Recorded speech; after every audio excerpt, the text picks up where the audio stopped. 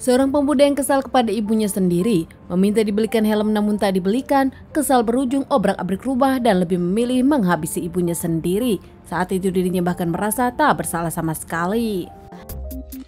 Kisah nyata yang aku ceritakan kali ini terjadi di Kota Malang, Jawa Timur. Seorang lelaki bernama Aman Dwi Prayogi, anak kedua di keluarganya, punya satu kakak dan satu adik. Sang ayah tinggal di luar kota bekerja di Kalimantan, sementara dirinya tinggal bersama sang ibu dan juga adiknya. Kakaknya sendiri keluar kota demi untuk sekolah. Prayogi merasa dirinya dibedakan dari keluarga lainnya. Dirinya merasa kalau apapun yang diinginkannya tak pernah dibelikan. Berbeda dengan sang kakak perempuannya, apapun selalu dibelikan oleh orang tuanya.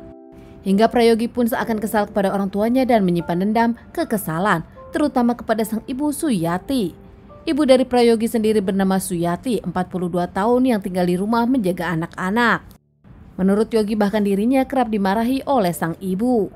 Bukan tanpa alasan Yogi sendiri putus sekolah saat dirinya SMP dan kini dirinya sudah cukup umur namun dirinya tak bekerja sama sekali. Hingga akhirnya ada satu kejadian di tanggal 27 September 2017. Prayogi saat itu nongkrong dengan teman-temannya, bahkan dirinya pun minum minuman keras. Pulang ke rumah dengan kondisi mabuk, saat itu di rumah pun nampak kondisi sudah sepi. Sang ibu dengan sang adik sudah tertidur, Yogi pun langsung masuk ke kamar. Tak lama, dirinya pun bahkan sempat sholat, mengambil wudhu dan ganti baju. Usai sholat, Yogi sendiri akhirnya keluar lagi, bahkan dirinya mengambil kayu talenan di dapur. Tak lama dirinya pun masuk ke kamar sang ibu, namun ternyata Prayogi berencana menghabisi ibunya sendiri.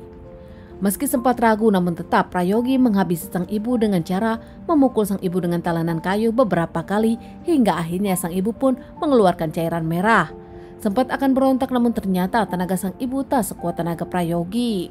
Usai melakukan aksinya, Prayogi pun membuat sang ibu seakan-akan gandir, mengikatnya dengan kabel.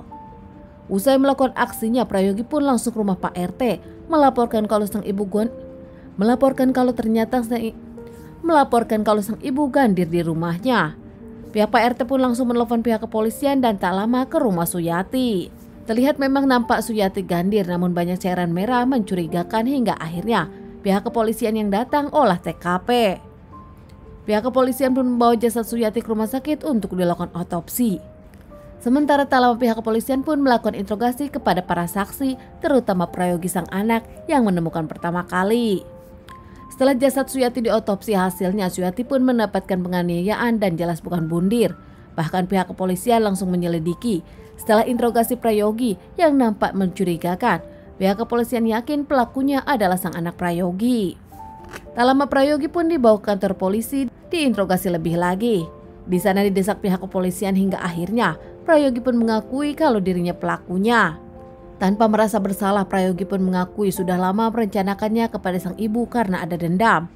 Prayogi merasa dibedakan apalagi belakangan saat dirinya meminta helm tak dibelikan. Prayogi kesal kepada sang ibu hingga akhirnya menghabisi ibunya sendiri. Menurut Prayogi bahkan tak hanya sang ibu, sang ayah pun tak menyayangi dirinya. Prayogi yang mengungkapkan dirinya bukan tak ingin bekerja namun nampaknya tak ada pekerjaan yang datang kepada Prayogi. Lulusan SMP membuat Prayogi tak punya pengalaman dan tak bisa bekerja. Karena menghabisi ibu sendiri nampak dirasa janggal, Prayogi pun sempat menjalani pemeriksaan kesehatan jiwa. Namun hasilnya Prayogi normal, bahkan saat menghabisi sang ibu, Prayogi pun memang dalam keadaan sehat. Tak lama Prayogi pun mendapatkan beberapa kali persidangan hingga akhirnya mendapatkan vonis 15 tahun penjara. Sementara keluarga Prayogi tak menyangka apalagi sang ayah yang kini kehilangan Sayuti sebagai seorang istri dan ibu dari anak-anaknya. Ayah dari Prayogi pun membantah semua omongan Prayogi yang menyebutkan kalau dirinya dibeda-bedakan. Menurut sang ayah, dirinya maupun sang istri tak pernah membedakan Prayogi. Masalah helm yang belum dibelikan karena bulan ini Prayogi sendiri sudah banyak permintaan hingga akhirnya sang ibu tak mendengarkan untuk membelikan helm. Jasad Suyati dikembalikan ke keluarganya untuk dilakukan pemakaman. Terlihat kakak dengan adik Prayogi pun dengan penuh kesedihan. Sementara Prayogi di rumah tahanan nampak seakan dirinya merasa tak bersalah, tak terlihat menyesal menghabisi ibu sendiri. Teman-teman, sekian dulu bahasan kasus yang aku bawakan kali ini. Semoga ini bisa dijadikan pelajaran untuk kita dan ditunggu bahasan kasus-kasus selanjutnya.